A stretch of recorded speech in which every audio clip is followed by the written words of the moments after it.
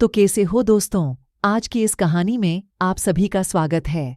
मेरा नाम काजल है और अब मेरी उम्र 23 साल है। मैं एक सुंदर विवाहित जवान स्त्री हूँ। मेरा कद 6 फुट है और मेरा रंग साफ गोरा है। मेरा जिस्म बिल्कुल कारीगरी की तराशी हुई संगमरमर की मूर्ति की तरह है और जो भी देखे वो बस देखता ही रह जाए।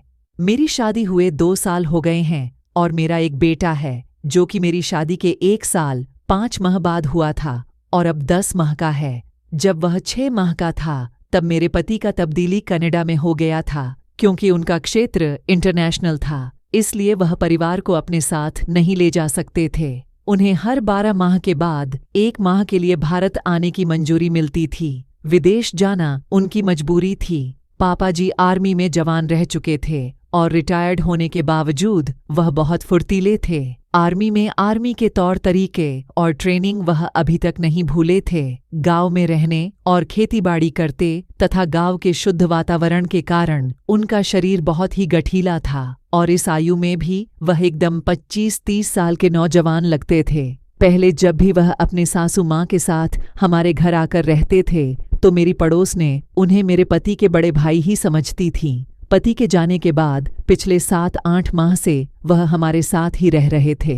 मेरे पति को कनाडा गए हुए लगभग 7-8 माह हो चुके थे और इन 7-8 माह में पहले 2 माह तक मुझे एक बार भी क्रिकेट खेलने को नहीं मिला था, इसलिए मैं इतनी बेचैन रहती थी और सारा दिन तड़पती रहती थी। अब ये उस दिन की बात है जब मैं घर की सफाई का काम करती हुई पापा जी के कमरे में गई तो मैंने पापा को वे कमरे में नहीं पाया, तो मुझे समझ में नहीं आया कि वे कहाँ गए होंगे, इसलिए मैं इधर उधर देखने लगी और तभी मुझे उनके बाथरूम की लाइट जलती हुई देखी। तब लगा कि शायद पापा जी की तबीयत ठीक नहीं है या वह किसी तकलीफ में है। मैं घबराहट से जल्दी से बाथरूम का दरवाजा खोलकर अंदर झांकने लगी। अंदर का नजारा देखकर मेरे होश उड़ गए। पापा जी अपने नागराज की बड़ी तसल्ली से मालिश कर रहे थे। कई घंटे बाद मैं उनके सामने भी नहीं गई, लेकिन दोपहर का खाना बनाने के समय मेरा छोटा बेटा तंग कर रहा था तो मुझे मजबूरन होकर उसे उनके पास जाना पड़ा। तब पापा भी बिल्कुल सामान्य तरीके से पेश आए, लेकिन उस घटना के बाद अगले दिन भी मैं उस नज़ारे के बारे में सोचती रही। अगले दिन रात को सोने के समय मेरा बेटा बहुत रोने लगा। जब वह चुप नहीं हुआ तो मैं उसे पापा जी के कमरे में ले गई और उन्हें देकर उनसे चुप करवाने का आग्रह किया।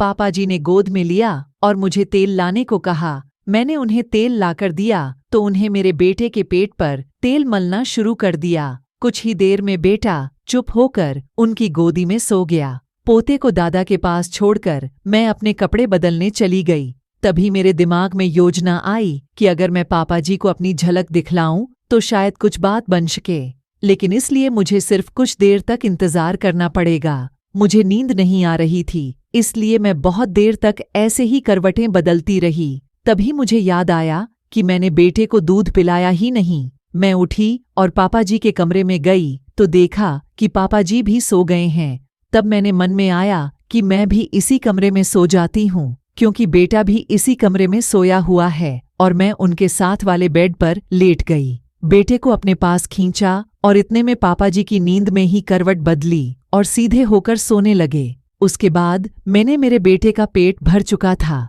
लेकिन अपनी भूख मिटाना चाहती थी। इसके लिए अब मुझे मेरे पति की गैर हाजिरी में भरोसे का और पूरा संतुष्ट करने वाला पुरुष मिल चुका है। अब मैं और इंतजार नहीं कर सकती और इसलिए मैंने अपनी सारी थोड़ी खुली छोड़ी और मैं ससुर जी के पास सरकने लगी। मेरी सांस उखड़ रही थी, फिर मैंने हिम्मत नहीं छोड़ी। करीब 1 घंटे के बाद पापा जी का हाथ मेरे सर से हटा और नीचे आ गया। उनकी इस हरकत से मैं बहुत ज्यादा प्रसन्न हुई। मुझे अभी मजा आना शुरू ही हुआ था कि पापा जी उठकर बैठ गए और मुझसे पूछने लगे कि ये सब क्या है। फिर मैंने भी उसका जवाब देते कहा कि जो आप चाहते थे। पापा बोले, मैंने ऐसा करने को कब कहा है, तुम्हें ऐसा नहीं करना चाहिए था। पापा जी फिर बोले, मैंने आज तक आपको कोई भी ऐसी नजरों से नहीं देखा, तो मुझे कैसे मालूम पड़ ढाता। मैंने उत्तर दिया कि आपका देव समझकर आपकी सेवा भी कर दी तो आपका सपना और मेरा कर्तव्य और इच्छा पूरी हो जाती।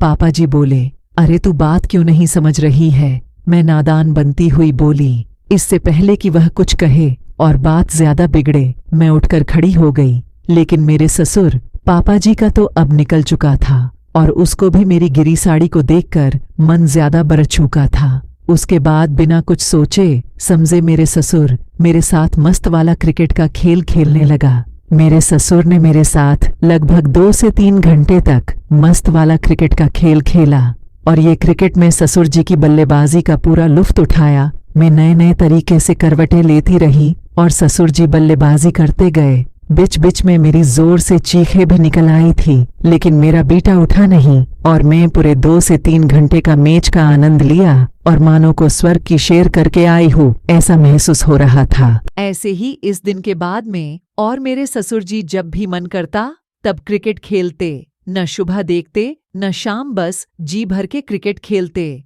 तो दोस्तों, मेरी कहानी किसी की व्यक्तिगत जीवन से संबंधित नहीं रखती। यह सिर्फ काल्पनिक कहानी है जो किसी भी धर्म, जाति, समाज, रिश्ते को ठेस पहुंचने के लिए नहीं है। इस कहानी सिर्फ मनोरंजन के भाग से ही सुनिए और कहानी का आनंद लीजिए।